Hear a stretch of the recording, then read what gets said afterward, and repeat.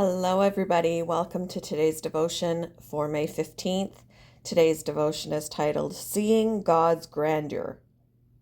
The Bible reading is from Psalm chapter 104, verses 1 to 7 and 10 to 16.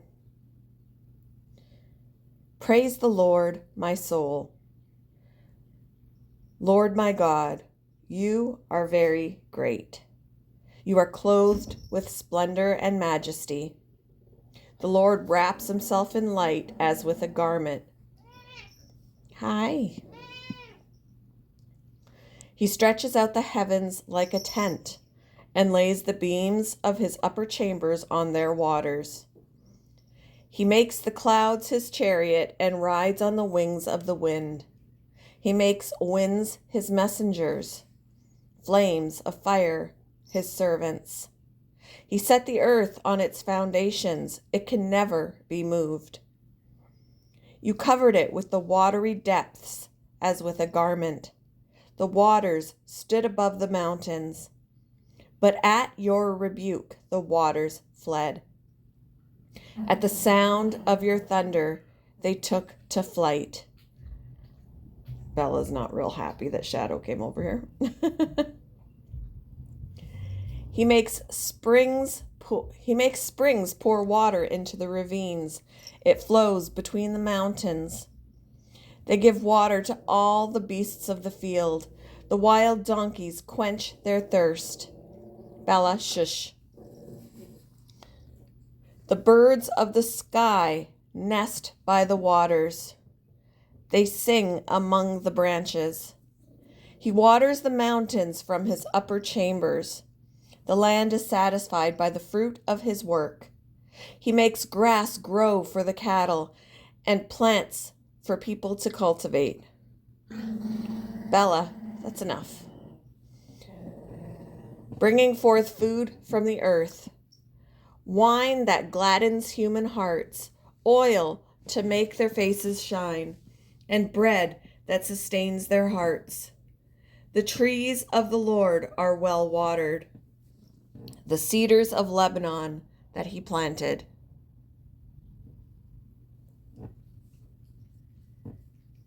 In 19th century poet. Oh, okay. I had to understand what I was reading. In 19th century poet Gerard Manley Hopkins' sonnet, God's Grandeur, this literary artist celebrates the countless ways creation is charged, intensely filled with the grandeur of God. Hopkins describes God's breathtaking glory, flaming and glistening like shining from shook foil. But if God's beauty is so vibrant, why do so many people miss it? Hopkins suggested one reason is that humanity has covered everything with man's smudge and man's smell, leaving many unable to see anything beyond themselves. Psalm chapter 104 is also a celebration of God's beauty in creation. Using vivid imagery, the poet describes God clothed with splendor and majesty, revealing his beauty, power, and care in wind and fire, thunder and waves, water, grass, and trees. Countless gifts sustaining both body and soul point to the glory of the Lord, whether we always realize it or not. In his poem, Hopkins concluded that even when humanity is blind to God's glory, because of his goodness, there always lives the dearest freshness deep down things. If only we'll stop to see and wonder. There are countless reasons to see, believe in, and celebrate God's beauty and goodness as long as we live.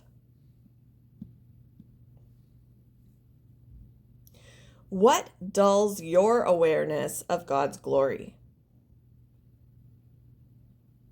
What helps you see and experience His beauty?